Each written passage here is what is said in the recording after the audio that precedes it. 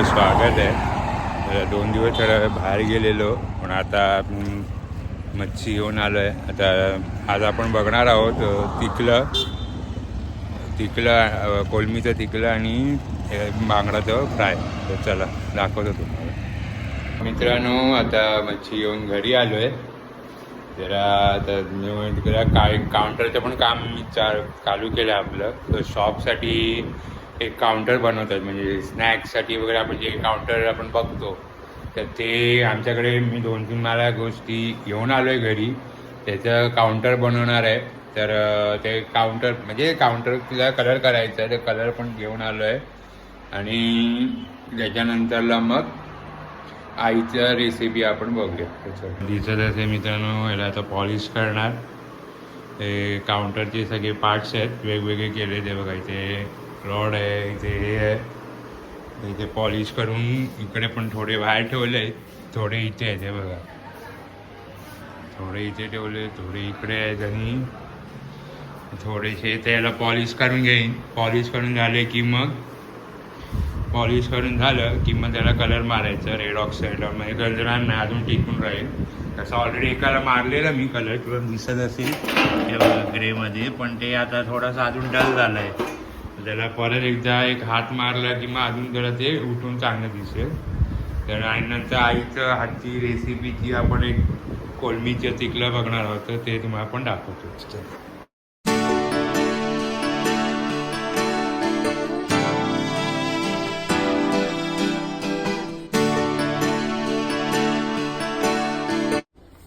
आपण जी मगाशी कोलमी तिकडनं विकत घेतली, ती कोलमी तिकडेच आपण त्या मच्छीवालीने मला साफ करून दिली म्हणून बरं झालं.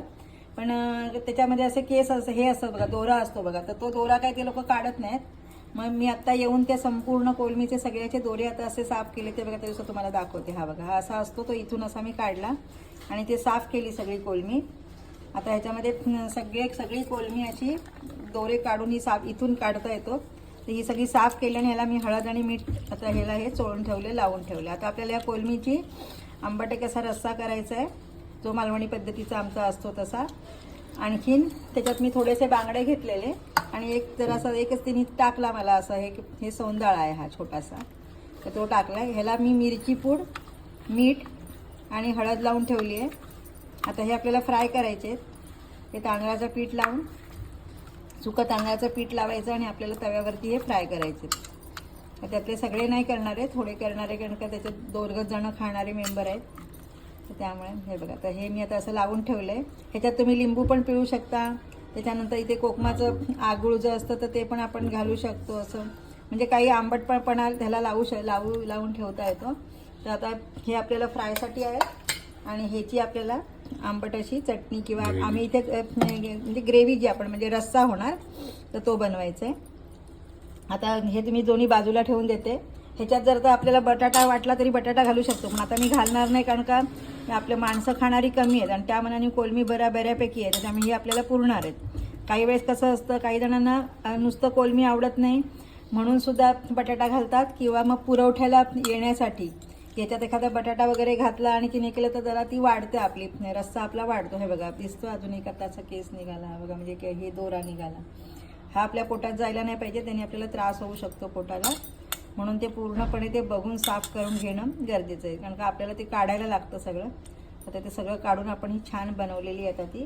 आता ही आपल्याला रस्स्यासाठी तयार झाली. हे आपण बाजूला ठेवूया. आता रस्स्यासाठी काय साहित्य लागतं ते मी आता आपल्याला बघा, कोलमीचा रस्सा बनवायचा त्याच्यासाठी काय साहित्य घेतले मी. हे एक वळं घेतले, मोठं नव्हतं, छोटं होतं, त्यामुळे हे ओलं खोबरं नारळ आहे आपला. तर हा एक घेतलाय. त्याच्यामध्ये मी थोडेसे एवढे 1-2 चमचे धणे टाकले, थोडी काळा मिरी टाकली आणि अगदी थोडीशी जिरं, अगदी थोडं टाकले. बऱ्याचदा कशी सुकी मिरची असते, ती भिजत घातली तरी सुद्धा छान होते, कलर पण छान येतो. पण आता माझ्याकडे सुकी मिरची नाही आहे, त्यामुळे मग मी मिरची पूड घातली ह्याच्यामध्ये. 2 चमचे मिरची पूड आहे. ह्याच्यामध्ये आपल्याला हे लसूण घेतली आहे, आलं नाही आहे, लसूण घेतली आहे आणि कांदा घेतला आहे अर्धा, आणि एवढी चिंच घेतली आहे. आपल्याला जर आपला मे महिन्याचा सीझन जवळ आला तर आपण तेव्हा कैरी पण घालू शकतो, त्याने पण आंबट. हां, आणि आता ह्याच्यामध्ये मी उतरताना त्याच्यात कोकम पण थोडी टाकणार आहे, कारण का आंबट ही जर आंबट तिखट अशी झाली तर ती छान लागते आणि त्याची चव मस्त वाढते त्याच्यामुळे. आता ही मिरची पूड मी सध्या 2 टाकली आहे आणि मी तेलामध्ये थोडीशी टाकणार आहे कलर वरती येण्यासाठी. हां, तवंग असं. तर हे सगळं आता आपल्याला साहित्य वाटून घ्यायचे. मे बी आपल्याकडे कोकणी पद्धतीमध्ये म्हणजे मालवणी पद्धतीमध्ये मच्छीचं वाटण करताना आम्ही बऱ्याचदा, म्हणजे आता ही कोलमी आहे म्हणून, पण दुसरं पण मच्छीचं वाटण करताना अशाच प्रकारचं साहित्य घेतलं जातं. फक्त मी आता हे सेपरेट असं वाटणमध्ये घेतलेलं नाही आहे, ते एकत्र केले कारण का मला ते सगळं एकत्र वाटायचं आहे. सगळं एकत्र करून आता मी मिक्सरमध्ये वाटून घेणार. तर ते वाटून झाल्यानंतर तुम्हाला दाखवते ते कसं होईल.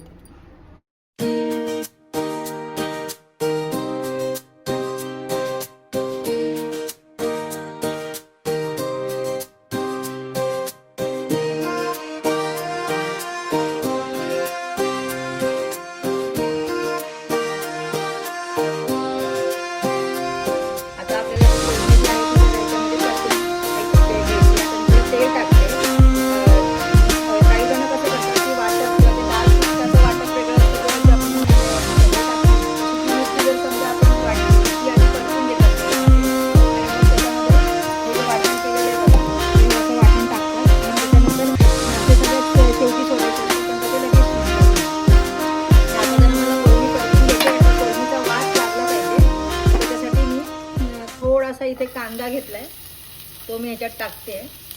किंवा जर बटाटा आपण घातला तर जरा आधी कोलमी आणि बटाटा आधी परतून घ्यायचं, कारण का जरा बटाटा शिजायला थोडा वेळ लागतो.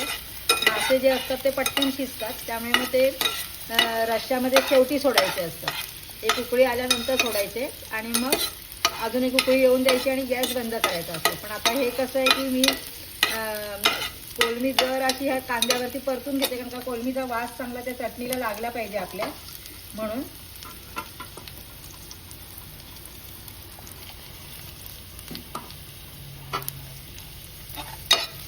थोडासा कांदा असा लालसर झाला की मी याच्यात कोलमी टाकणार आहे आणि थोडं लाल तिखट पण टाकणार आहे, म्हणजे जरा त्याच्यात तो छान असा तेल. आणि मी तेल कमी घातलंय बघा. काही जण तेल याच्यापेक्षा जास्ती घालतात, पण आम्ही जरा तेल कमीच खातो, त्याच्यामुळे मग मी तेल याच्यामध्ये जास्ती घातलं नाही आहे, अगदी थोडं घातलंय. आता ह्याच्यात आपल्याला बाकी काही हळद वगैरे घालायची नाही. आपण ह्या वाटपामध्ये आणि माशांना पण कोलमीला सुद्धा लावलेलं आहे हळद. मी फक्त थोडंसं लाल तिखट टाकते का, तर ते जरासं ह्याच्यामध्ये परतून छान लागतं. आणखीन त्याचा छान असा कलर त्या कोलमीच्या वरती रश्श्यावरती येतो, म्हणून फक्त मी ते जरासं असं परतून घेते. आता ह्याच्यामध्ये आपल्याला ही सगळी कोलमी परतून घ्यायची.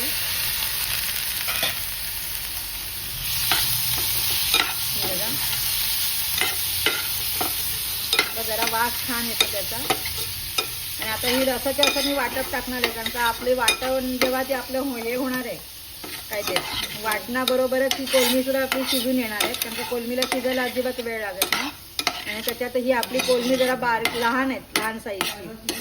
हल्ली मोठ्या पण कोलम्या येतात, पण त्या कोलम्या ज्या असतात त्या कशा की हल्ली इंजेक्ट देऊन हे करतात, त्याचा एवढा कोलमीला छान त्या चटणीला वास येत नाही, त्या रस्त्याला वास येत नाही. आणि छोटी कोलमी असेल तर त्या रस्त्याला छान वास येतो. तर आता ही बघा ही आपली अशी झालेली आहे. आता ह्याच्यामध्ये मी वाटण टाकणार आणि उकळत आली की मीठ आणि थोडं कोकमं टाकणार त्या वाटणामध्ये. आता ह्याच्यातलं मी जवळ किती पत लागते ते बघते. हे बघा, आता माझी मिरची जर अशी जुनी मिरची पूड असल्यामुळे आता हे बघा हे जाडसर झाले. आपल्याला रस्सा पाहिजे जास्ती, तर त्यामुळे या कोलमीच्या मनाने जेवढं वाटण लागणार आहे तेवढं वाटण आता मी आपण ह्याच्यामध्ये टाकते. जवळजवळ मला हे सगळं लागेल असं वाटतंय. आणि एवढं जाड नको आहे आपल्याला, थोडा रस्सा हवा आहे पातळ.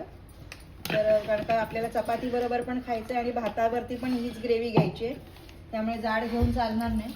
जर आपल्याला नुसतीच चपाती खायची असती तर एवढा रस्सा जाड असेल तरी छान लागतो. पण आता आपल्याला त्याच्यामध्ये हे वाढवायला लागेल. तर बघा हे असा रस्सा तयार झाला आहे माझा.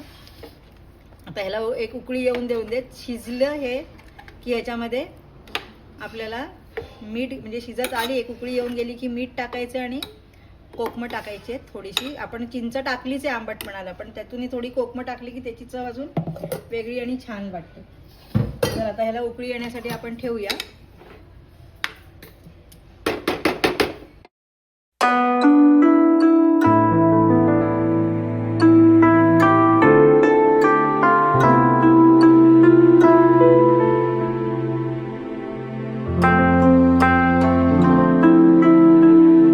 मी थोडीशी कोकमं घेतलीत, तर ती पण ह्याच्यामध्ये टाकणार आहे, कारण का त्यांनी चव थोडीशी हे होते, छान होते.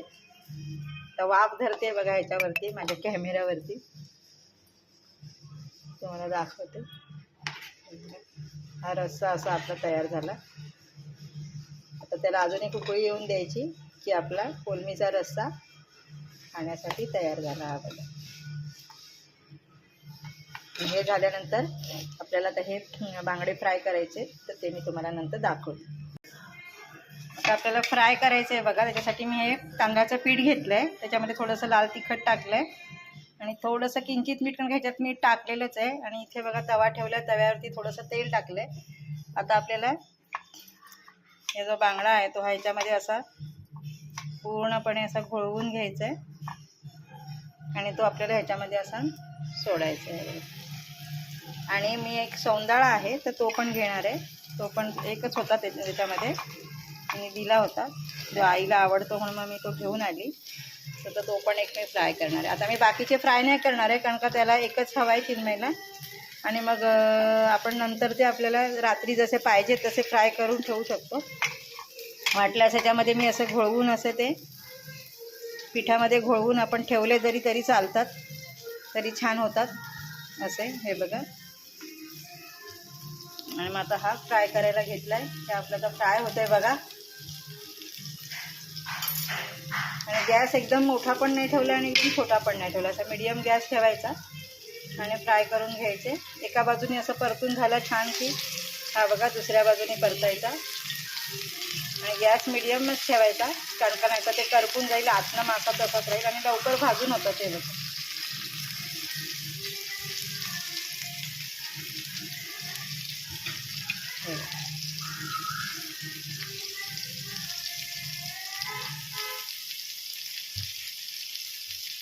हे आपले आता मासे फ्राय झालेले आहेत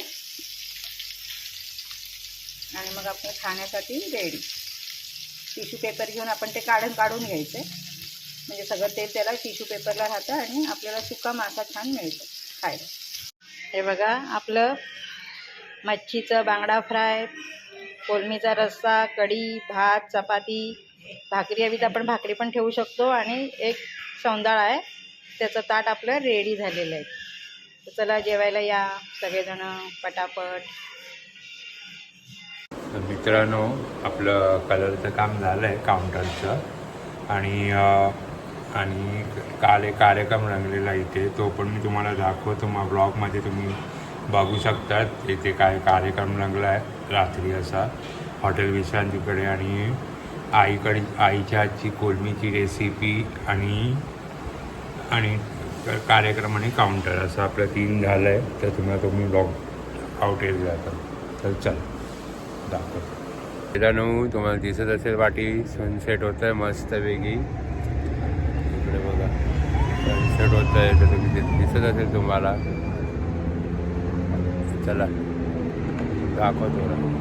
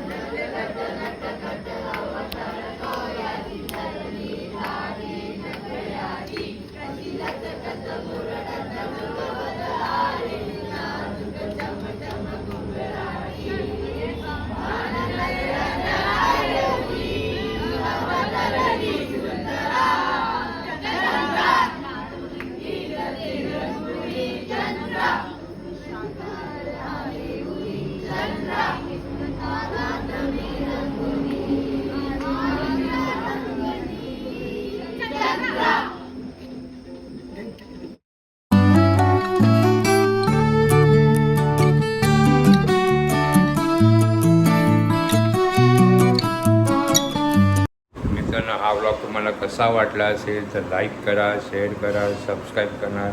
चॅनलला नवीन असाल तर असं काळ्या कलरचं बटन असेल त्याला बटन दाबून सबस्क्राईब करा. ते आम्हाला खूप फायदेचं करून जातं. आणि तोपर्यंत पुढच्या व्लॉगला असंच भेटूया. तोपर्यंत काळजी घ्या. स्वरी